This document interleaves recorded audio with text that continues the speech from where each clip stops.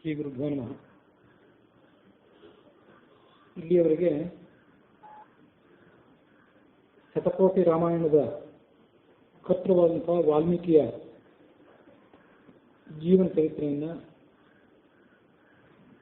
ವಿವಿಧ ಗ್ರಂಥಗಳಲ್ಲಿ ಬಂದಂತೆ ನಾವು ನೋಡಿದೆವು. ಅದರ ಬಳಿಕ ರಾಮಾಯಣದ ಪ್ರವೇಶ ಮಾಡುವುದಕ್ಕಿಂತ ಮೊದಲು ಕಂದ ಪುರಾಣದಲ್ಲಿ ಬಂದಂತೆ ರಾಮಾಯಣದ ಮಹಿಮೆಯನ್ನುವುದನ್ನು ಗಮನಿಸಿ ಮುಂದೆ ರಾಮಾಯಣದ ಕಥೆಯನ್ನು ನೋಡಬೇಕು. ಕಂದ ಪುರಾಣದ ಉತ್ತರಖಂಡದ 1ನೇ ಅಧ್ಯಾಯದಲ್ಲಿ ಸೂತ ಪುರಾಣಿಕರು ಹೀಗೆ ಕಥೆ ಹೇಳಿದಂಥ ಭಾಗ ಇದೆ. ಶ್ರೀರಾಮ ಶರಣಂ ಸಮಸ್ತ ಜಗತಾಂ ರಾಮಂ ವಿನಾ ಕಾಗತಿ ರಾಮೇಣ ಪ್ರತಿಹನ್ಯತೆ ಕಲಿಮಲಂ ರಾಮಾಯ ಕಾರ್ಯಂ ನಮಃ ರಾಮಾತ್ ಪ್ರಸ್ಥತಿ ಕಾಲ ಭೀಮ ಭುಜಗಃ ರಾಮಸ್ಯ ಸರ್ವಂ ವಶೇ ರಾಮೇ ಭಕ್ತಿರಖಂಡಿತಾ ಭವತು ಮೇ ರಾಮತ್ವಮೇವಾಶ್ರಯಃ. ಸೂತ ಪುರಾಣಿಕರು ಕಥೆಯನ್ನು ಹೇಳೋದಕ್ಕಿಂತ ಮೊದಲು, ರಾಮಾಯಣದ ಮಹಿಮೆಯನ್ನು ಹೇಳೋದಕ್ಕಿಂತ ಮೊದಲು ಈ ಒಂದು ರಾಮಾಯಣದ ಶ್ಲೋಕ, ರಾಮನ ಪ್ರಾರ್ಥನೆ ಮಾಡಿದಂಥ ಒಂದು ಶ್ಲೋಕ ಇದೆ. ಈ ಶ್ಲೋಕದೊಂದು ವೈಶಿಷ್ಟ್ಯ ನೋಡಬೇಕು. ಸಂಸ್ಕೃತ ಸಾಹಿತ್ಯದ ವಿದ್ಯಾರ್ಥಿಗಳು ಇರ್ತಾರಲ್ಲ, ಅಭ್ಯಾಸಗಳು, ಅವರಿಗೆ ತೀರಾ ಪ್ರಾಥಮಿಕ ಹಂತದಲ್ಲಿ ಅಥವಾ ಮೊದಲನೇ ಕ್ಲಾಸು ಅಂತ ಇಟ್ಕೊಂಡ್ರೆ ಉಳಿದ ಭಾಷೆಗಳಲ್ಲಿ ಇಲ್ಲವೇ ಇರುವ ಒಂದು ವೈಶಿಷ್ಟ್ಯದಿಂದ ಸಂಸ್ಕೃತದ ಎಲ್ಲ ಶಬ್ದಗಳನ್ನು ಬಾಯ್ಪಾಠ ಮಾಡಬೇಕು.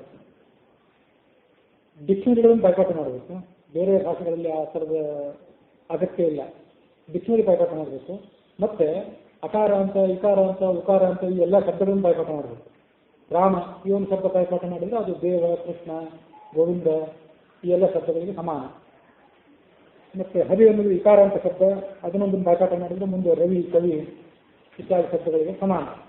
ಹಾಗಾಗಿ ಪ್ರತಿಯೊಂದು ಶಬ್ದಕ್ಕೂ ಕೂಡ 7 ವಿಭಕ್ತಿಗಳು. ಸಂಬೋಧನ ಪ್ರಥಮ ವಿಭಕ್ತಿ ಒಂದನ್ನು ಬಿಟ್ಟರೆ 7 ವಿಭಕ್ತಿಗಳು. ಪ್ರಥಮ ವಿಭಕ್ತಿಯಿಂದ ಸಪ್ತಮಿ ವಿಭಕ್ತಿ ತನಕ ಅದೆಲ್ಲ ಕನ್ನಡದಲ್ಲಿ ಸಮಾನ. ಸಂಬೋಧನ ಪ್ರಥಮ ವಿಭಕ್ತಿ ಒಂದನ್ನು ಸೇರಿ 8. ಒಂದೊಂದು ಶಬ್ದಕ್ಕೂ ಆ ವಿಭಕ್ತಿಗಳು ಮತ್ತು ಅದರ ಏಕವಚನ, ದ್ವಿವಚನ, ಬಹುವಚನ ಹೀಗೆ 21 ರೂಪಗಳು ಒಟ್ಟು. ಕನ್ನಡದಲ್ಲಿ ಏಕವಚನ, ಬಹುವಚನ 2. ಸಂಸ್ಕೃತದ ವೈಶಿಷ್ಟ್ಯ ಏನಂದರೆ ಏಕವಚನ ಬೇರೆ, ದ್ವಿವಚನ ಬೇರೆ, ಬಹುವಚನ ಬೇರೆ ಹೀಗೆಲ್ಲ ಇರ್ತದಲ್ಲ. ಈ ರಾಮ ಶಬ್ದ ಪ್ರಥಮ ವಿಭಕ್ತಿಯಲ್ಲಿ ಯಾವ ರೂಪ, ದ್ವಿತೀಯ ವಿಭಕ್ತಿಯಲ್ಲಿ ಯಾವ ರೂಪ, ತೃತೀಯ ವಿಭಕ್ತಿಯಲ್ಲಿ ಹೇಗೆ ಅನ್ನೋದನ್ನೆಲ್ಲ ಅಭ್ಯಾಸಗಳಿಗೆ ಸುಲಭ ಆಗುವಂತೆ ಒಂದು ಶ್ಲೋಕ ನಾನು ಹಿಂದೆಲ್ಲೇ ನೋಡಿದ್ದೆ. ಆ ಶ್ಲೋಕ ಬೇರೆ ಯಾರೋ ರಚನೆ ಮಾಡಿದ್ದು, ಆದರೆ ಇದು ಪುರಾಣದಲ್ಲೇ ಬಂದ ಶ್ಲೋಕ. ಪ್ರಥಮ ವಿಭಕ್ತಿಯಿಂದ ಪ್ರಾರಂಭ ಮಾಡಿ ಸಪ್ತಮಿ ವಿಭಕ್ತಿ ಮತ್ತು ಸಂಬೋಧನ ಪ್ರಥಮ ವಿಭಕ್ತಿವರೆಗೆ ಎಲ್ಲ ವಿಭಕ್ತಿಗಳನ್ನು ಒಂದೇ ಶ್ಲೋಕದಲ್ಲಿ ಸಂಘಟನೆ ಮಾಡಿದಂಥ ಶ್ಲೋಕ ಇದೆ. ಶ್ರೀರಾಮ ಶರಣಂ ಸಮಸ್ತ ಜಗತಾಂ, ಶ್ರೀರಾಮಚಂದ್ರ ದೇವ ಸಮಸ್ತ ಜಗತ್ತಿಗೂ ಶರಣಾಗಿದ್ದಾನೆ ಅಂತ ರಾಮ ಅಂತ ಪ್ರಥಮ ವಿಭಕ್ತಿ ಇದೆ. ರಾಮಂ ವಿನಾ ಕಾಗತಿ, ರಾಮಂ ಅಂತ ದ್ವಿತೀಯ ವಿಭಕ್ತಿ ಏಕವಚನ. ರಾಮನನ್ನು ಬಿಟ್ಟು ಈ ಜಗತ್ತಿಗೆ ಏನು ಗತಿ ಇದೆ? ರಾಮೇಣ ಪ್ರತಿಹನ್ಯತೆ ಕಲಿಮಲಂ, ಕಲಿಯ ದೋಷ, ಕಲಿಯ ಪಾಪವೆಲ್ಲವೂ ಶ್ರೀರಾಮಚಂದ್ರನಿಂದ ನಾಶ ಮಾಡಲ್ಪಡುತ್ತದೆ ಅಂತ ಹೇಳಿ ರಾಮೇಣ ತೃತೀಯ ವಿಭಕ್ತಿ ಏಕವಚನ. ಮುಂದಿಂದು ಚತುರ್ಥಿ ವಿಭಕ್ತಿ, ರಾಮಾಯ ಕಾರ್ಯಂ ನಮಃ, ರಾಮನಿಗೆ ನಮಸ್ಕಾರ ಮಾಡಬೇಕು ಅಂತ ಹೇಳಿ ಚತುರ್ಥಿ ವಿಭಕ್ತಿ ಏಕವಚನ. ರಾಮಾತ್ ಪ್ರಸ್ಥತಿ ಕಾಲ ಭೀಮ ಭುಜಗಃ, ಕಾಲ ಅಂದರೆ ಈ ನಮ್ಮನ್ನ ಎಲ್ಲರನ್ನು ನಾಶ ಮಾಡುವಂಥ ಈ ಕಾಲ ಏನಿದೆ, ಈ ಕಾಲ ಅನ್ನುವಂಥ ಹಾವು, ಭಯಂಕರವಾದಂಥ ಹಾವು ರಾಮನನ್ನು ನೋಡಿ ಹೆದರುತ್ತದೆ. ರಾಮಾತ್ ಅಂತ ಪಂಚಮಿ ವಿಭಕ್ತಿ ಏಕವಚನ. ರಾಮಸ್ಯ ಸರ್ವಂ ವಶೇ ಷಷ್ಠಿ ವಿಭಕ್ತಿ ಏಕವಚನ. ಸಕಲ ಜಗತ್ತಲ್ಲೂ ರಾಮನ ಅಧೀನದಲ್ಲಿದೆ. ರಾಮೇ ಭಕ್ತಿ ಅಖಂಡಿತ ಭವತು ಮೇ, ರಾಮೇ ಅಂತ ಸಪ್ತಮಿ ವಿಭಕ್ತಿ ಏಕವಚನ. ರಾಮನಲ್ಲಿ ನನಗೆ ಅಖಂಡವಾದಂಥ ಎಣೆ ಇಲ್ಲದಂಥ ಭಕ್ತಿ ಸಿಗಲಿ ಅಂತೇಳಿ ಸಪ್ತಮಿ ವಿಭಕ್ತಿ ಏಕವಚನ. ರಾಮತ್ವಮೇವಾಶ್ರಯ ಅಂತೇಳಿ ಭಗವನ್ ರಾಮನೇ ನೀನೇ ನನಗೆ ಆಶ್ರಯ ಅಂಥೇಳಿ ಸಂಬೋಧನ ಪ್ರಥಮ ವಿಭಕ್ತಿ ಏಕವಚನ ಕೊನೆಗೆ. ಹೀಗೆ ಎಲ್ಲ ವಿಭಕ್ತಿಗಳನ್ನು ಒಂದೇ ಶ್ಲೋಕದಲ್ಲಿ ಸೇರಿಸಿ ಅದು ರಾಮನ ಸ್ತೋತ್ರವೂ ಆಗುವಂತೆ ಮಾಡಿದ್ದು ಆ ಶ್ಲೋಕದ ವೈಶಿಷ್ಟ್ಯ.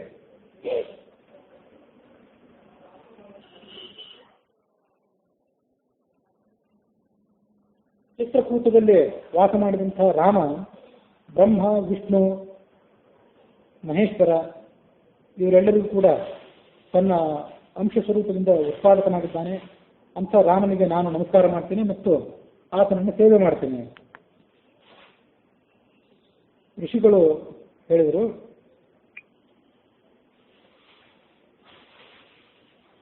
ಸಂಸಾರ ಅನ್ನುವಂಥ ಈ ಪಾಶ ಅಂದರೆ ಹಗ್ಗ ಏನಿದೆ, ಹಗ್ಗದಲ್ಲಿ ನಾವು ಸಿಕ್ಕಿಬಿದ್ದಿದ್ದೇವೆ ಇವತ್ತು.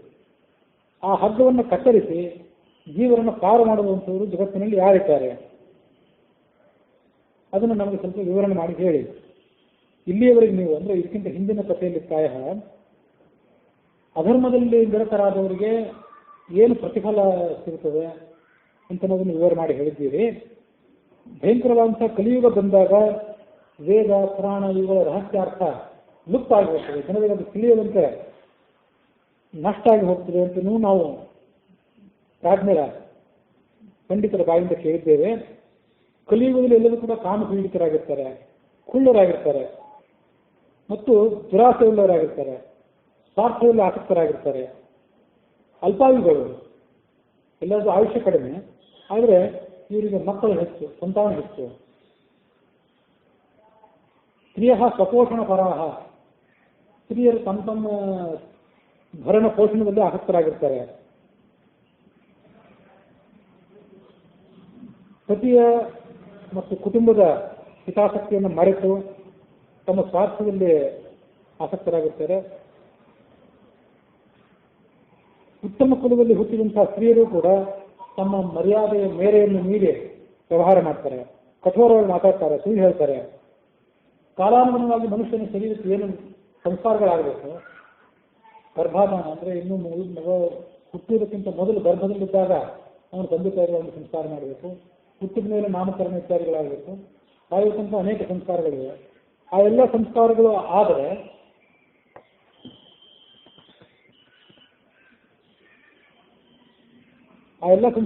ಮನುಷ್ಯನಿಗೆ ಆದರೆ ಆ ಸಂಸ್ಕಾರಗಳಿಂದ ಮನುಷ್ಯನಿಗೆ ಶರೀರ ಪವಿತ್ರವಾಗಿ, ಮನಸ್ಸು ಪವಿತ್ರವಾಗಿ, ಮನುಷ್ಯನಿಗೆ ಶುದ್ಧವಾದ ಜ್ಞಾನ ಬರಲಿಕ್ಕೆ ಸಾಧ್ಯ. ಕಾಲಾನುಗುಣವಾದಂಥ ಸಂಸ್ಕಾರಗಳೇ ಅವರಿಗೆ ಆಗಿರೋದಿಲ್ಲ. ಆದ್ದರಿಂದ ಎಲ್ಲರ ದೇಹ ಮತ್ತು ಮನಸ್ಸು ಅಶುದ್ಧವಾಗಿರ್ತವೆ. ಸನ್ಯಾಸಿಗಳ ಪರಿಸ್ಥಿತಿ ಹೇಗಿರ್ತದೆ ಅಂದರೆ, ಸನ್ಯಾಸಿಗಳು ಕೂಡ ಗೃಹಸ್ಥರಂತೆ, ಲೌಕಿಕರಾದಂಥ ಜನರಂತೆ ಸ್ನೇಹ ಮೋಹ ಇವುಗಳಿಂದ ಬಂಧಿತರಾಗಿರ್ತಿರ್ತಾರೆ. ಸನ್ಯಾಸಿಗಳು ಅಂದರೆ ಸಂನ್ಯಾಸ ಅಂದರೆ ಅಂದರೆ ಚೆನ್ನಾಗಿ ಅಂತ ಸಂಸ್ಕೃತದಲ್ಲಿ, ನ್ಯಾಸ ಅಂದರೆ ಬಿಟ್ಟು ಬಿಡೋದಂತ, ತ್ಯಾಗ ಮಾಡೋದಂತ. ಎಲ್ಲವನ್ನೂ ಬಿಟ್ಟು ಸಂಸಾರದ ಬಂಧನದಿಂದ ಆಸೆ ಇರಬೇಕಾದವರು ಗೃಹಸ್ಥರನ್ನು ಮೀರಿಸುವಂತೆ ಮೋಹ ಮತ್ತು ದುರಾಸೆಗಳಿಗೆ ಕಟ್ಟಿ ಬಿದ್ದಿರ್ತಾರೆ.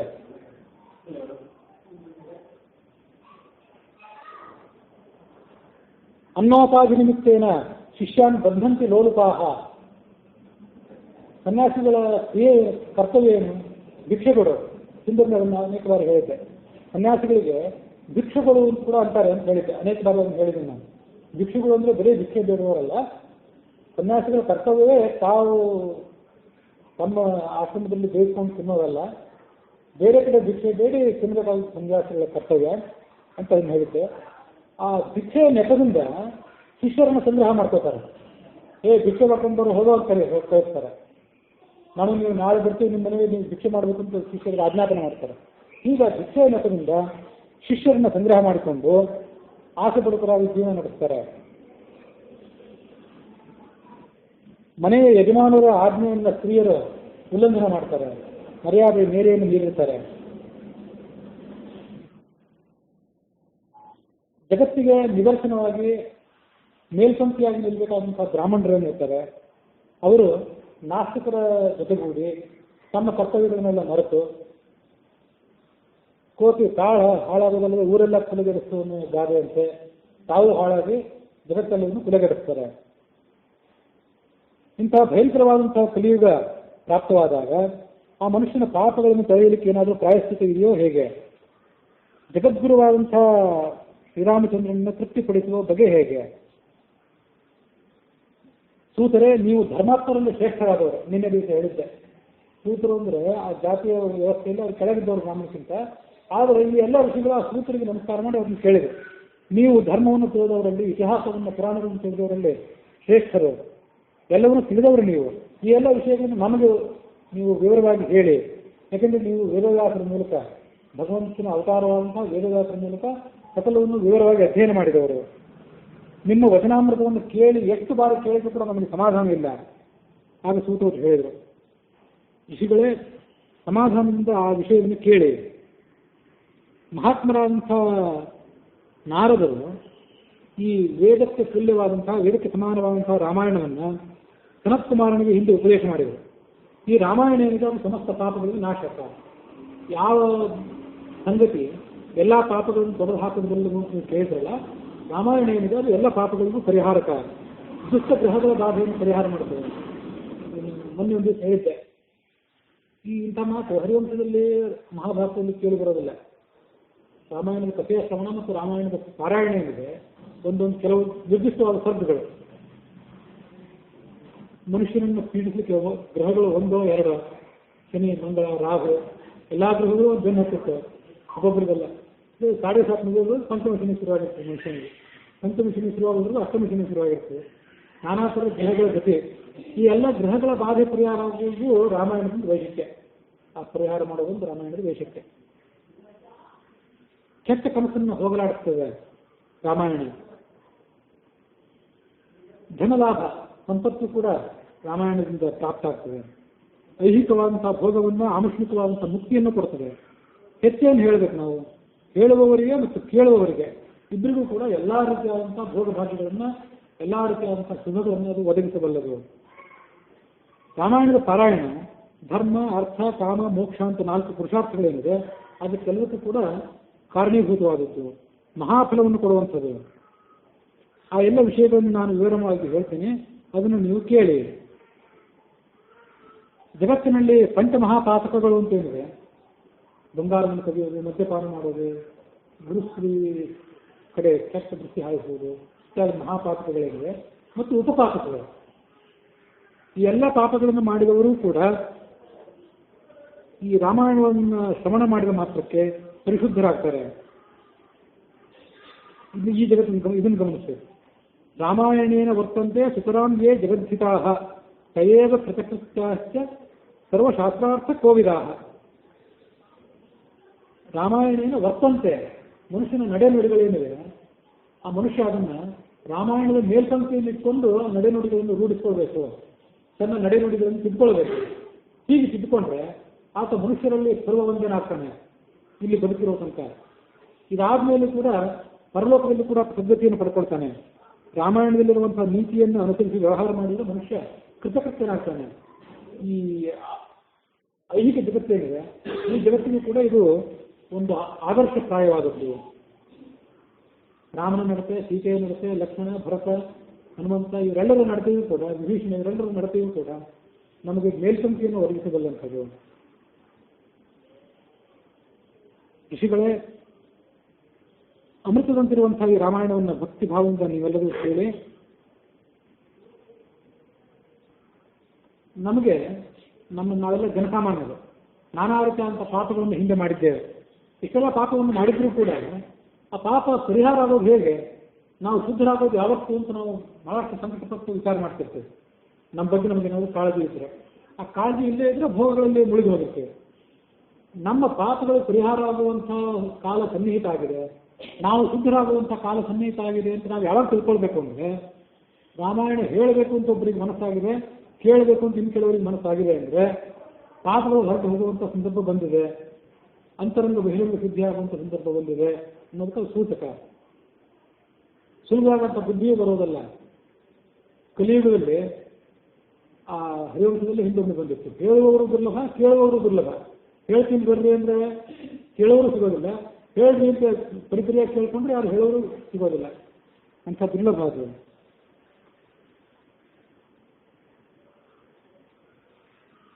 ರಾಮಾಯಣೇ ವರ್ತಮಾನೆ ಪಾಪನಾಶೇನ ಯಂತ್ರಿತಃ ಅನಾದೃತ್ಯ ಅಸಬ್ದಾಥ ಸಪ್ತಬುದ್ಧಿ ಪ್ರವರ್ತತೆ.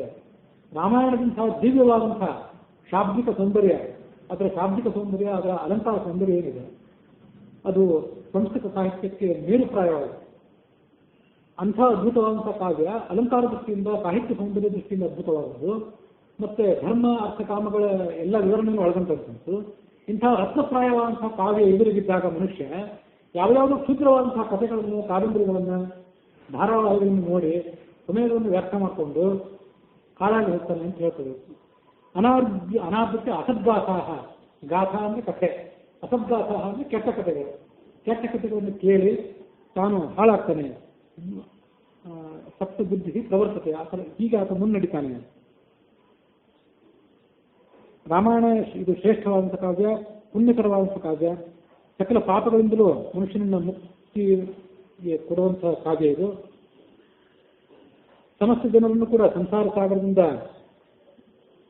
ಪಾರು ಮಾಡುವಂತಹ ಕಾವ್ಯ ಇದು. ಬ್ರಹ್ಮ ಈಶ ವಿಷ್ಣುವಾಖ್ಯ ಶರೀರಭೇದೈ ವಿಶ್ವಂ ಸೃಜತಿ ಅತ್ಯುಚ ತಾತಿ ಯಶ್ಚ ಸಮಾಧಿದೇವಂ ಪರಮಂ ವರೇಣ್ಯಂ ಆದಾಯ ಚೇತಸಿ ಉಪಯಾತಿ ಮುಕ್ತಿಂ. ಯಾವ ಶಕ್ತಿ ಜಗತ್ತನ್ನು ನಿಯಂತ್ರಿಸ್ತಿದೆ ಆ ಶಕ್ತಿ ಬ್ರಹ್ಮ ವಿಷ್ಣು ರುದ್ರ ಅನ್ನುವಂಥ 3 ಶರೀರಗಳನ್ನು ಸ್ವೀಕಾರ ಮಾಡಿ ಜಗತ್ತನ್ನು ಸೃಷ್ಟಿ ಮಾಡಿ, ಜಗತ್ತನ್ನು ಬ್ರಹ್ಮನೆಂಬ ರೂಪದಿಂದ ಜಗತ್ತನ್ನು ಸೃಷ್ಟಿ ಮಾಡಿ, ವಿಷ್ಣು ಎಂಬ ರೂಪದಿಂದ ಜಗತ್ತನ್ನು ಆಳಿ, ರುದ್ರ ಎಂಬ ರೂಪದಿಂದ ಜಗತ್ತನ್ನು ನಾಶ ಮಾಡಿ, ಹೀಗೆ ಆ ಜಗತ್ತಿನ ತನ್ನ ಹತೋಟಿಯಲ್ಲಿ ಇಟ್ಕೊಂಡಿರ್ತದೋ ಅಂಥ ಶ್ರೀರಾಮಚಂದ್ರನನ್ನು ತನ್ನ ಹೃದಯ ಮಂದಿರದಲ್ಲಿ ಯಾರು ಸ್ಥಾಪನೆ ಮಾಡ್ಕೊಳ್ತಾನೆ ಆತ ಮುಕ್ತನಾಗ್ತಾನೆ. ಯಹ ನಾಮ ಜಾತ್ಯಾದಿಕಲ್ಪಹೀನ ಪರಾವರಾಣಾಂ ಪರಮಃಪರಸ್ಯ. ಯಾರು ತನಗೆ ಏನು ಹೆಸರಿದೆ, ತಾನು ಯಾವ ಗೋತ್ರದಲ್ಲಿ ಹುಟ್ಟಿದ್ದೇನೆ, ಯಾವ ಜಾತಿಯಲ್ಲಿ ಹುಟ್ಟಿದ್ದೇನೆ ಇತ್ಯಾದಿ ಯಾವುದನ್ನು ಪರಿಗಣನೆಗೆ ತೆಗೆದುಕೊಳ್ಳದೆ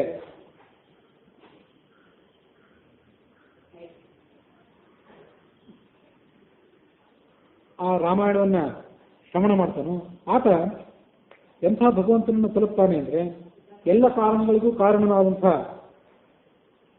ನಾಮ ಗೋತ್ರ ಇತ್ಯಾದಿಗಳಿಂದ ರಹಿತನಾದಂತಹ ಪರಮಾತ್ಮನನ್ನ ಆತ ತಲುಪ್ತಾನೆ. ರಾಮಾಯಣವನ್ನ ಕೇಳಲಿಕ್ಕೆ ಯಾವ ಕಾಲವೂ ಶುಭ ಕಾಲವೇ. ನಮಗೆ ಕೇಳಬೇಕು ಅನ್ಸಿದಾಗ ಕೇಳೇ ಬಿಡೋದು. ಯಾವ ಕಾಲವೂ ಶುಭ ಕಾಲವೇ. ಆದರೂ ಕೆಲವು ನಿರ್ದಿಷ್ಟ ಕಾಲಗಳಿವೆ, ಅವು ರಾಮಾಯಣವನ್ನು ಕೇಳಲಿಕ್ಕೆ ಶುಭ ಕಾಲ ಅಂತ ಇಲ್ಲಿ ವರ್ಣನೆ ಮಾಡ್ತಾರೆ. ಹರಿವಂಶದಲ್ಲೂ ಹಾಗೆ ಬಂದಿತ್ತು. ಅಂದರೆ ಹರಿವಂಶದ ಮುಖ್ಯ ಲಾಭ ಏನಂದ್ರೆ ಸಂತಾನ ಪ್ರಾಪ್ತಿ. ಸಂತಾನ ಪ್ರಾಪ್ತಿಯಾಗಿ ಹರಿವಂಶವನ್ನು ಕೇಳಬೇಕಂತಿತ್ತಲ್ಲ. ಹಾಗಾಗಿ ನಿರ್ದಿಷ್ಟವಾದ ಮಾಸಗಳಲ್ಲಿ ಶುಕ್ಲ ಪಕ್ಷದಲ್ಲಿ ನಿರ್ದಿಷ್ಟವಾದ ತಿಥಿಯ ದಿವಸ ಹರಿವಂಶವನ್ನು ಪ್ರಾರಂಭ ಮಾಡಿ 9 ದಿವಸಗಳಲ್ಲಿ, ಅದಾಗದೇ ಇದ್ರೆ 22, ಅದಾಗದೇ ಇದ್ರೆ 31 ದಿವಸಗಳಲ್ಲಿ ಮುಗಿಸಬೇಕು ಅಂತ ಹರಿವಂಶದಲ್ಲಿ ಬಂದಿತ್ತು. ಹಾಗೆ ರಾಮಾಯಣ ಏನು ಹೇಳ್ತದೆ ಅಂದರೆ ಕಾರ್ತಿಕ ಮಾಸದಲ್ಲಿ, ಈ ಕಾರ್ತಿಕ ಮಾಸ ಇನ್ನೂ ಬಂದಿಲ್ಲ, ಆಶ್ವಯುಜ ಮಾಸ ನಡೆದಿದೆ. ಆದರೆ ಕಾರ್ತಿಕ ಸ್ನಾನದ ದೃಷ್ಟಿಯಿಂದ ಮೊನ್ನೆ ಹುಣ್ಣಿಮೆ ದಿವಸನೇ ಕಾರ್ತಿಕ ಮಾಸ ಪ್ರಾರಂಭ ಆಗಿದೆ. ಮಾಸಗಳನ್ನು ಪರಿಗಣನೆ ಮಾಡೋದ್ರಿಂದ 2 ರೀತಿಯಾಗಿ ಪರಿಗಣನೆ ಮಾಡ್ತಾರೆ. ಶುಕ್ಲ ಪಕ್ಷದ ಬಿದಿಗೆಯಿಂದ ಕೃಷ್ಣ ಪಕ್ಷದ ಅಮಾವಾಸ್ಯೆ ತನಕ ಮಾಸವನ್ನು ಪರಿಗಣನೆ ಮಾಡೋದು ಒಂದು, ಅಥವಾ ಹುಣ್ಣಿಮೆಯಿಂದ ಹುಣ್ಣಿಮೆಗೆ ಮಾಸವನ್ನು ಪರಿಗಣನೆ ಮಾಡೋದು ಒಂದು ಪದ್ಧತಿ ಇದೆ. ಆ ಪದ್ಧತಿಯಿಂದ ಈಗ ಕಾರ್ತಿಕ ಮಾಸ ಪ್ರಾರಂಭ ಆಗಿದೆ ಅಂತ ತಿಳ್ಕೊಳ್ಬೇಕು. ಮಾಘ ಮಾಸ, ಅದರ ಕಾರ್ತಿಕ ನಂತರ ಇರೋದು ಮಾಘ ಮಾಸ. ಅದರ ನಂತರ ಇರೋದೇನಿದೆ ಅದು ಚೈತ್ರ ಮಾಸ. ಚೈತ್ರ ಮಾಸದ ಶುಕ್ಲ 9ನೇ ದಿವಸನೇ ರಾಮಚಂದ್ರನ ಜನ್ಮ ಆಗಿದ್ದು. ಹಾಗಾಗಿ ಈ 3 ಮಾಸಗಳಲ್ಲಿ ಶುಕ್ಲ ಪಕ್ಷದಲ್ಲಿ ಪ್ರಾರಂಭ ಮಾಡಬೇಕು. ಪ್ರಥಮ ದಿವಸ ಪಾಡ್ಯ ದಿವಸ ಪ್ರಾರಂಭ ಮಾಡಿ 9 ದಿವಸಗಳ ತನಕ ಈ ರಾಮಾಯಣ ಕಥಾಮೃತವನ್ನು ಪಾಲನ ಮಾಡಬೇಕು. ರಾಮಾಯಣದ ಕಥೆಯನ್ನು ಕೇಳುವವರು ಮತ್ತು ಹೇಳುವವರು ಸಮಸ್ತ ಪಾಪಗಳಿಂದ ಮುಕ್ತರಾಗಿ ತನ್ನ 21 ತಲೆಮಾರುಗಳ ಸಮೇತನಾಗಿ, ತಾನೊಬ್ಬನೇ ಅಲ್ಲ, ತನ್ನೊಂದು ತಲೆಮಾರಲ್ಲ, ಹಿಂದಿನ ಮುಂದಿನ ಒಟ್ಟು 21 ತಲೆಮಾರುಗಳನ್ನು ಆತ ಪವಿತ್ರವನ್ನಾಗಿ ಮಾಡಿ ಆ ತಲೆಮಾರುಗಳ ಸಮೇತನಾಗಿ ಭಗವಂತನ ಪಾದವನ್ನು ಸೇರ್ತಾನೆ. ಚೈತ್ರ ಮಾಘ ಕಾರ್ತಿಕ ಮಾಸ ಶುಕ್ಲ ಪಕ್ಷದಲ್ಲಿ ರಾಮಾಯಣ ಪಾರಾಯಣವನ್ನು ಮಾಡಬೇಕು. ಸಾಧ್ಯವಾದವರು ರಾಮಾಯಣ ಪಾರಾಯಣವನ್ನು ಮಾಡಬೇಕು. ನವಾಹ ಪಾರಾಯಣ ಅಂದರೆ 9 ದಿವಸದಲ್ಲಿ ಏನು ಪಾರಾಯಣ ಮಾಡ್ತಾರೆ ಅದು ಬಹಳ ಮಂಗಳದಾಯಕವಾದದ್ದು. ಹಾಗೆ ಯಾರು ಪಾರಾಯಣ ಮಾಡ್ತಿದ್ರೆ ಅದನ್ನು ಮತ್ತೆ ಕೆಲವರು ಕೇಳಬಹುದು.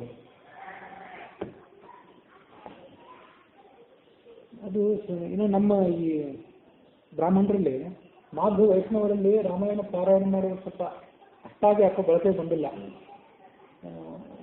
ಬ್ರಾಹ್ಮಣರಲ್ಲಿ ವೈಷ್ಣವರಲ್ಲಿ ಶ್ರೀ ವೈಷ್ಣವರು ಇರ್ತಾರಲ್ಲ ಅಯ್ಯಂಗಾರರು, ಅವರಲ್ಲಿ ರಾಮಾಯಣಕ್ಕೆ ಸ್ವಲ್ಪ ವಿಶೇಷ ಮಹತ್ವ ಇದೆ. ರಾಮಾಯಣ ಮತ್ತು ಸುಂದರಕಾಂಡ ಇತ್ಯಾದಿಗಳನ್ನು, ಸುಂದರಕಾಂಡವಂತೂ ವಿಶೇಷವಾಗಿ ಯಾವ್ದಾರ ಆಪತ್ತಿನ ಸಂದರ್ಭ ಬಂದಾಗ, ಅಭೀಷ್ಟ ಪ್ರಾಪ್ತಿಯಾದ ಸಂದರ್ಭದಿಂದ ಸುಂದರಕಾಂಡವನ್ನೆಲ್ಲ ಪಾರಾಯಣ ಮಾಡ್ತಾರೆ. ಸಂಕಲ್ಪಪೂರ್ವಕವಾಗಿ ಪಾರಾಯಣ ಮಾಡೋದು ಅವರಲ್ಲಿ ಬಂದಿದೆ. ನಮ್ಮಲ್ಲಿ ಭಾಗವತ ಹೆಚ್ಚು. ಅದೇ ಮಾಡ್ತಾರೆ. ಆದರೂ ಶ್ರೀ ವೈಷ್ಣವರಿಂದ ಅಯ್ಯಂಗಾರಗಳಲ್ಲಿ ರಾಮಾಯಣದ ಪಾರಾಯಣ ಮಾಡ್ತಾರೆ ಕಡಿಮೆ. ನಮ್ಮಲ್ಲಿ ಏನಾಗ್ತದೆ ಅಂದರೆ ವಾಲ್ಮೀಕಿ ರಾಮಾಯಣಕ್ಕಿಂತ ನಾವು ಬೆಲೆ ಕೊಡಬೇಕು ತಾತ್ಪರ್ಯನೇ ಅದು ದೃಷ್ಟಿ. ನಮ್ಮ ಕಕ್ಷಾತಾರತಮ್ಯ ದೃಷ್ಟಿಯಿಂದ ಆಚಾರ್ಯ ಮಧ್ವರು ವಾಲ್ಮೀಕಿಗಿಂತ ಹೆಚ್ಚಿನವರು.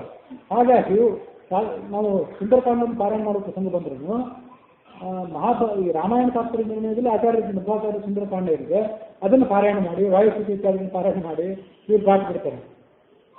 ಅಲ್ಲಿ ಶ್ರೀವೈಷ್ಣವ ಸಂಪ್ರದಾಯದಲ್ಲಿ ಮತ್ತು ಅದ್ವೈತ ಸಂಪ್ರದಾಯದಲ್ಲಿ ಆಚಾರ್ಯ ಶಂಕರರಾಗಲಿ ಆಚಾರ್ಯ ರಾಮಾನುಜರಾಗಲಿ ಪುರಾಣಗಳಿಗೆ ಯಾವ ವ್ಯಾಖ್ಯಾನ ಬರಲಿಲ್ಲ. ಹಾಗಾಗಿ ಅವರು ನೇರವಾಗಿ ರಾಮಾಯಣವನ್ನು ಪಾರಾಯಣ ಮಾಡ್ತಾರೆ. ರಾಮಾಯಣದ ಸುಂದರಕಾಂಡ ಮತ್ತು ಉಳಿಸೋದನ್ನು ಪಾರಾಯಣ ಮಾಡ್ತಾರೆ.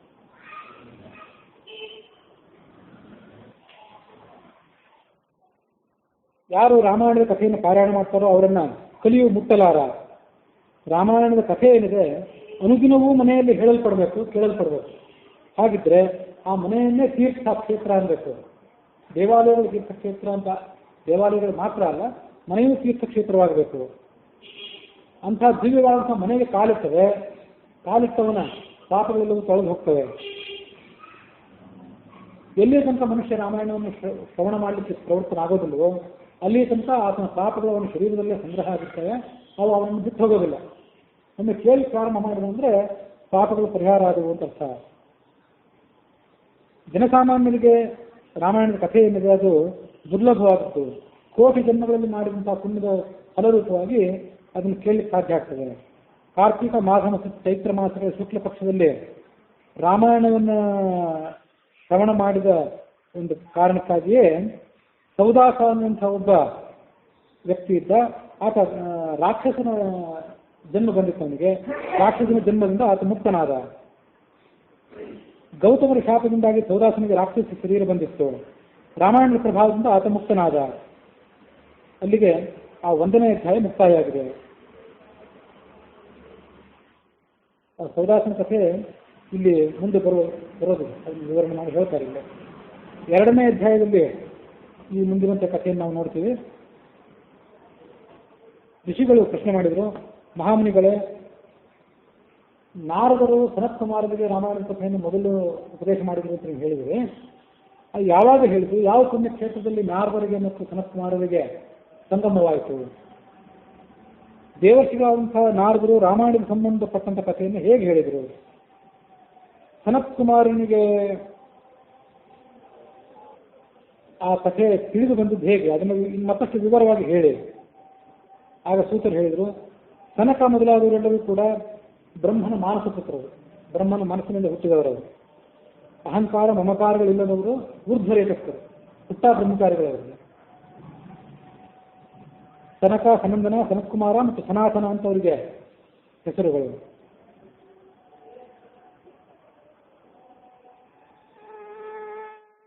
ಸಾವಿರ ಸೂರ್ಯ ಪ್ರಕಾಶಕ್ಕೆ ಸಮಾನವಾದಂಥ ತೇಜಸ್ಸುಳ್ಳವರು. ಒಮ್ಮೆ ಈ ಸನಕಾದಿಗಳು ಬ್ರಹ್ಮನ ಸಭೆಯನ್ನು ನೋಡುವುದಕ್ಕಾಗಿ, ಅಲ್ಲಿ ಪಾಲ್ಗೊಳ್ಳುವುದಕ್ಕಾಗಿ ಮೇರು ಪರ್ವತದ ಶಿಖರವೊಂದಕ್ಕೆ ಹೋದರು. ಅಲ್ಲಿ ಗಂಗಾ ನದಿಯನ್ನು ಅವರು ನೋಡಿದರು. ಆ ಗಂಗಾ ನದಿಗೆ ಅಲ್ಲಿ ಏನು ಹೆಸರಿದೆ ಅಂದರೆ ಸೀತಾ ಅಂತ ಹೆಸರಿದೆ. ಸೀತಾ ಅನ್ನೋದು ಅಲ್ಲಿ ಗಂಗಾ ನದಿಗೆ ಹೆಸರು. ಆ ಗಂಗಾ ನದಿಯಲ್ಲಿ ಸೀತಾ ಅನ್ನೋ ಹೆಸರಿದ್ದಂಥ ಗಂಗಾ ನದಿಯಲ್ಲಿ ಸ್ನಾನ ಮಾಡಲಿಕ್ಕೆ ಅವರು ಉದ್ಯುಕ್ತರಾದರು. ಆ ಸಂದರ್ಭದಲ್ಲಿ ಅಲ್ಲಿಗೆ ನಾರಾಯಣನ ನಾಮಸ್ಮರಣೆಯನ್ನು ಮಾಡ್ತಾ ನಾರದರು ಅಲ್ಲಿಗೆ ಪ್ರಾಪ್ತರಾದರು.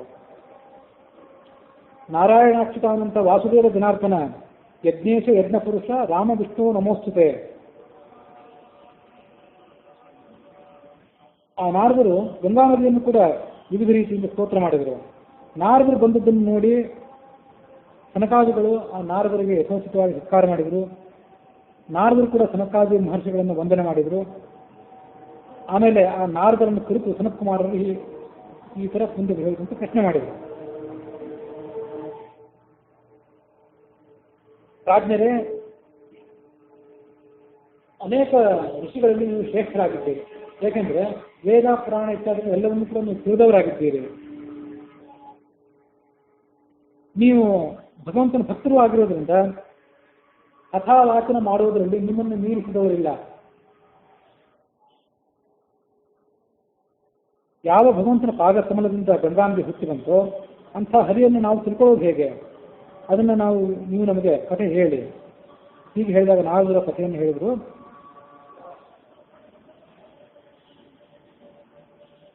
ಯಹ ದೈತ್ಯಹಂತ ನರಕಾಂತಕಶ್ಚ ಭುಜಾಗ್ರಮಾತ್ರೇಣ ಸ ಧರ್ಮಗೋಪ್ತ ಭೂಭಾರ ಸಂಘಾತ ವಿನೋದ ಕಾಮಂ ಸಮಾಧಿದೇವಂ ರಘುವಂಶದೀಪಂ.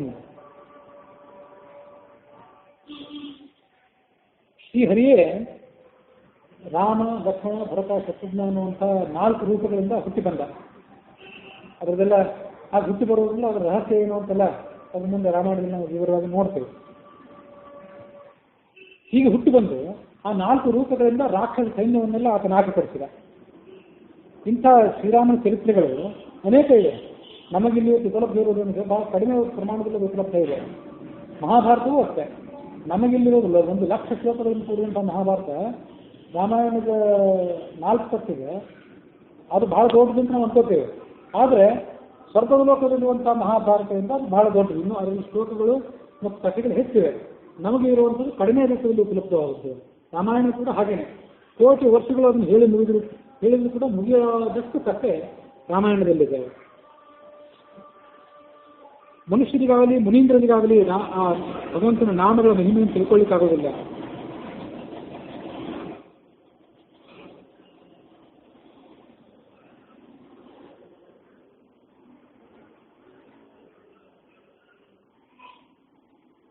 ಅಂತ ರಾಮನ ನಾಮಸ್ಮರಣೆಯನ್ನು ನೀವು ಮಾಡಿ ಮತ್ತು ಆ ಕಾರ್ತಿಕ, ಮಾಘ ಮತ್ತು ಚೈತ್ರ ಮಾಸದ ಶುಕ್ಲ ಪಕ್ಷಗಳಲ್ಲಿ 9 ದಿನಗಳ ಕಾಲ ರಾಮಾಯಣದ ಕಥೆಯನ್ನು ಕೇಳಬೇಕು. ಸೌದಾಸ ಅನ್ನುವನು ಗೌತಮನ ಶಾಪದಿಂದ ರಾಕ್ಷಸ ಶರೀರವನ್ನು ಪಡೆದುಕೊಂಡ. ರಾಮಾಯಣದ ಪ್ರಭಾವದಿಂದ ಆತ ಮುಕ್ತನಾದ. ಆಗ ಸನತ್ ಕುಮಾರರು ಪ್ರಶ್ನೆ ಮಾಡಿದರು, ಆ ರಾಮಾಯಣವನ್ನು ರಚನೆ ಮಾಡಿದವರು ಯಾರು? ಸೌದಾಸನು ಗೌತಮರ ಶಾಪಕ್ಕೆ ಯಾಕೆ ಗುರಿಯಾದ? ಹೇಗೆ ಮುಕ್ತನಾದ? ಈ ಎಲ್ಲ ಕಥೆಗಳನ್ನು ವಿವರವಾಗಿ ಹೇಳಿ. ಆಗ ನಾರದರು ಈ ಕಥೆಯನ್ನು ಹೇಳಿದರು. ವಾಲ್ಮೀಕಿಯ ಮುಖಾರವಿಂದದಿಂದ ರಾಮಾಯಣವು ರಚಿತವಾಯಿತು. ಕೃತಯುಗದಲ್ಲಿ ಒಬ್ಬ ಧರ್ಮನಿಷ್ಠನಾದಂತಹ ಸೋಮದತ್ತ ಅನ್ನುವ ಹೆಸರಿನ ಬ್ರಾಹ್ಮಣ ಇದ್ದ. ಅವನಿಗೆ ಸೌದಾಸ ಅನ್ನುವಂಥ ಒಂದು ಹೆಸರು ಕೂಡ ಇತ್ತು. ಗಂಗಾ ತೀರದಲ್ಲಿ ಒಂದು ಆಶ್ರಮ ಇತ್ತು. ಆಶ್ರಮದಲ್ಲಿ ಗೌತಮ ಇದ್ದರು. ಆ ಗೌತಮರ ಮೂಲಕ ಸಮಸ್ತ ಶಾಸ್ತ್ರಗಳನ್ನು, ಸಮಸ್ತ ಧರ್ಮಗಳನ್ನು ಆತ ಅಧ್ಯಯನ ಮಾಡಿದ. ಸರ್ವಧರ್ಮಗಳನ್ನು ಗೌತಮರಿಂದ ತಿಳಿದುಕೊಂಡು ಆ ಸೌದಾಸ ಪರಮೇಶ್ವರನ ಆರಾಧನೆಯಲ್ಲಿ ನಿರತನಾಗಿದ್ದ. ಆ ಸಂದರ್ಭದಲ್ಲಿ ಗೌತಮರು ಅಲ್ಲಿಗೆ ಬಂದರು. ಆದರೆ ಈ ಶಿಷ್ಯ ಆ ಗುರುಗಳು ಬಂದದ್ದನ್ನು ಗಮನಿಸಲಿಲ್ಲ. ಯಾಕೆಂದ್ರೆ ಈಗ ಪೂಜೆ ಮಾಡ್ತಿದ್ದ, ಭಗವಂತನ ಆರಾಧನೆಯಲ್ಲಿ ಮಗ್ನನಾಗಿದ್ದ. ಗುರುಗಳಿಗೆ ನಮಸ್ಕಾರ ಮಾಡಲಿಲ್ಲ. ಆದರೆ ಗೌತಮರು ಅದರಿಂದ ಕುಪಿತರಾಗಲಿಲ್ಲ. ಯಾಕೆಂದ್ರೆ ಅವ್ರಿಗೆ ಗೊತ್ತಿತ್ತು ತನ್ನ ಶಿಷ್ಯನ ಸ್ವಭಾವ, ಆತನ ಅಂತರಂಗ ಎಲ್ಲ ಅವ್ರಿಗೆ ಗೊತ್ತಿತ್ತು. ಅವ್ರು ಕುಪಿತರಾಗಲಿಲ್ಲ. ಶಿಷ್ಯ ತಾನು ಹೇಳಿದಂಥ ನಾನೇನು ಅವನಿಗೆ ಉಪದೇಶ ಮಾಡಿದ್ದೆ ಆ ಉಪದೇಶಕ್ಕೆ ಅನುಸಾರವಾಗಿ ಶಾಸ್ತ್ರದಲ್ಲಿ ನಿಷ್ಠನಾಗಿದ್ದಾನಲ್ಲ ಅಂತ ಬಹಳ ಸಂತೋಷಿಸಿದ್ರು ಅವರು ಗುರುಗಳು. ಆದರೆ ಆ ಗುರುವಿನ ಒಳಗಿದ್ದಂಥ ಹರ ಶಿವ ಆತ ವ್ಯಗ್ರನಾದ. ಈ ಶಿಷ್ಯನ ಕರ್ತವ್ಯ ಏನಿತ್ತಂದ್ರೆ ಗುರುಗಳು ಬಂದಾಗ ಅವರಿಗೆ ಎದ್ದು ಸ್ವಾಗತ ಮಾಡಬೇಕಾಗಿತ್ತು. ಈಗ ಶಿಷ್ಯ ಮಾಡಲಿಲ್ಲ ಅಂತ ಒಳಗಿರುವಂಥ ಹರ ಶಿವ ವ್ಯಗ್ರನಾದ. ರಾಕ್ಷಸ ಜನ್ಮದಲ್ಲಿ ಹುಟ್ಟು ಅಂತ ಶಾಪ ಕೊಟ್ಟಬಿಟ್ಟ. ಸೌದಾಸ 2 ಕೈಗಳಿಂದ ಮುಗಿದು ಶಿವನಿಗೆ ನಮಸ್ಕಾರ ಮಾಡಿದ. ನಾನು ಅಪರಾಧ ಮಾಡಿದ್ದೇನೆ, ನನ್ನ ಪಾಪವನ್ನು ಕ್ಷಮಿಸು. ಆಗ ಗೌತಮರೇ ಗುರುಗಳೇ ಹೇಳಿದರು, ಕಾರ್ತಿಕ ಮಾಸದ ಶುಕ್ಲ ಪಕ್ಷದಲ್ಲಿ 9 ದಿನಗಳ ಕಾಲ ರಾಮಾಯಣವನ್ನು ಕೇಳು. ಹಾಗೆ ಕೇಳಿದರೆ ನಿನಗೆ ರಾಕ್ಷಸ ಶಾಪ, ರಾಕ್ಷಸ ಜನ್ಮ ಬರಬೇಕು ಶಾಪ ಏನಿದೆ ಅದು ಪರಿಹಾರ ಹೊಂದುತ್ತದೆ ಮತ್ತು ನಿನಗದು ಬಹಳ ದಿವಸ ತೊಂದರೆ ಕೊಡೋದಿಲ್ಲ. ಕೇವಲ 12 ವರ್ಷ ಕಾಲ ನೀನು ರಾಕ್ಷಸನಾಗಿರ್ತೀವಿ. ಆಗ ಆ ಬ್ರಾಹ್ಮಣ ಕೇಳಿದ ತಮ್ಮ ಗುರುಗಳನ್ನ, ಆ ಸೌದಾಸ ಅನ್ನೋನು, ರಾಮಾಯಣವನ್ನು ಯಾರು ಹೇಳಿದ್ರು, ಅದರಲ್ಲಿ ಏನು ಕಥೆ ಇದೆ ಅದನ್ನು ನನಗೆ ಹೇಳಿ. ಅದು ಗುರುಗಳು ಆ ಕಥೆಯನ್ನು ಹೇಳಿದರು. ವಾಲ್ಮೀಕಿ ಪ್ರಣೀತವಾದಂಥ ರಾಮಾಯಣ ಏನಿದೆ ಇದನ್ನ ಎಲ್ಲರೂ ಶ್ರವಣ ಮಾಡಬೇಕು. ಪರಮಾತ್ಮ ರಾಮಾವತಾರವನ್ನು ಮಾಡಿ ರಾಮನಾದಿಗಳನ್ನು ಸಂಹಾರ ಮಾಡಿದಂಥ ಕಥೆಯಲ್ಲಿದೆ. ಕಾರ್ತಿಕ ಮಾಸದ ಶುಕ್ಲ ಪಕ್ಷದಲ್ಲಿ 9 ದಿನಗಳ ಕಾಲದಲ್ಲಿ ಅದನ್ನು ಶ್ರವಣ ಮಾಡೋದೇನಿದೆ ಅದು ಎಲ್ಲ ಕಾಲಗಳಿಗಿಂತ ಅತಿ ಶ್ರೇಷ್ಠವಾಗುತ್ತದೆ. ಹೀಗೆ ಆತನಿಗೆ ಸಮಾಧಾನ ಮಾಡಿ ಅವರು ಅಲ್ಲಿಂದ ಹೊರಟೋದು ಗುರುಗಳು. ಕೂಡಲೇ ರಾಕ್ಷಸನ ಶರೀರ ಈತನಿಗೆ ಬಂತು.